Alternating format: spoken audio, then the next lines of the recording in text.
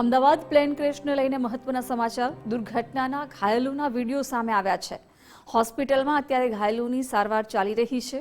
હોસ્પિટલની છત પર પ્લેન પડતા જ અનેક લોકો છે ઇજાગ્રસ્ત થયા હતા, ઘાયલ થયા હતા, જેમની અત્યારે સિવિલ હોસ્પિટલમાં સારવાર ચાલી રહી છે. પ્લેનમાં જે મુસાફરો, ક્રૂ મેમ્બર, પાયલટ સવાર હતા, એમના મૃત્યુ થયા છે એકને બાદ કરતા, પરંતુ આ પ્લેન રહેણાંક એરિયામાં ક્રેશ થયું, જેને લઈને ત્યાં પણ મોટું નુકસાન થયું અને ખાસ તો દુર્ઘટનામાં અનેક લોકો છે ઇજાગ્રસ્ત થયા છે. હોસ્પિટલમાં તમામ ઇજાગ્રસ્તોની અત્યારે સારવાર ચાલી રહી છે.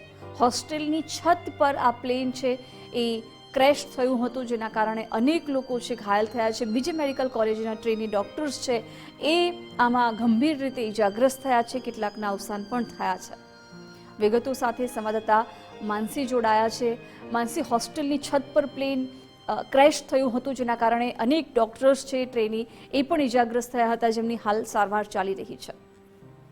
ચોક્કસથી જિજ્ઞાસા, ખાસ કરીને વાત કરવામાં આવે તો જે પ્લેનની જે દુર્ઘટના ઘટી હતી તેના વિડીયો પણ સામે આવ્યા હતા. એટલે કે 5 કિલોમીટર આજુબાજુનો જે વિસ્તાર છે તે પણ ઝપેટામાં આવી ગયો હતો. બીજે મેડિકલની હોસ્ટેલની પણ વાત કરવામાં આવે તો ત્યાંના પણ કેટલાક જે રેસિડેન્ટ તબીબો છે તે હાલ મૃતક પણ પામ્યા છે અને કેટલાક એવા વિદ્યાર્થીઓ છે કે જે સારવાર લઈ રહ્યા છે. બીજી તરફ રહેઠાણ વિસ્તારમાં પણ આ ઘટના ઘટી હતી અને રહેઠાણ વિસ્તારમાં પણ કેટલાક જે લોકો છે તે આ દુર્ઘટનામાં ઘાયલ થયા હતા અને કેટલાક લોકો એવા પણ છે કે જેમના મોત નીપજ્યા છે. હાલ અસારવા સિવિલ હોસ્પિટલની વાત કરવામાં આવે તો હાલ યુદ્ધના ધોરણે તમામ જે દર્દીઓ છે તેની સારવાર ચાલી રહી છે. મોટી સંખ્યામાં ખાસ કરીને 20 થી 30% જે દર્દીઓ છે કે જે દાઝી ગયા હતા તેમને વ્હાઇટ કલરનો જે પાટો છે તે બાંધ્યો છે અને તેમની જે સારવાર છે તે કરવામાં આવી રહી છે. જ્યારે સિવિલ હોસ્પિટલના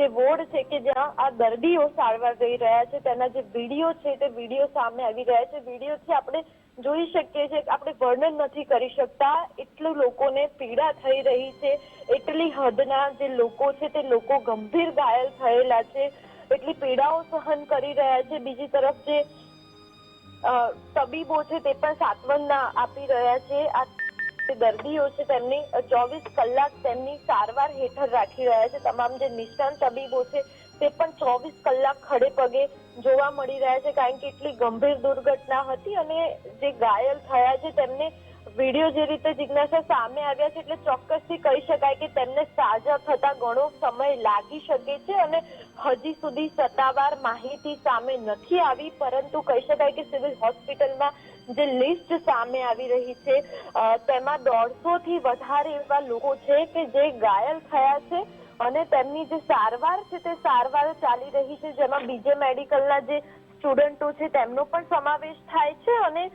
જે રહેઠાણ વિસ્તાર છે કે જ્યાં આ પ્લેન ક્રેશ થયું હતું અને જે લોકો છે તે લોકો આસપાસના વિસ્તારમાં હતા તે લોકો પણ ગંભીર રીતે ઘાયલ થયા હતા. એટલે કે 150 કરતા વધારે જે લોકો છે તે લોકોને અલગ અલગ વોર્ડમાં શિફ્ટ કરવામાં આવ્યા છે. 3rd ફ્લોર ઉપર આ તમામ જે દર્દીઓ છે તેમની સારવાર કરવામાં આવી રહી છે અને તબીબોની પણ વાત કરવામાં આવે તો સિવિલ હોસ્પિટલના તમામ જે તબીબો છે તે સ્ટેન્ડ બાય જોવા મળી રહ્યા છે અને આ તમામ જે દર્દીઓ છે તેમનું ડ્રેસિંગ પણ કરવામાં આવી રહ્યું છે. જી માનસી, આભાર જાણકારી માટે.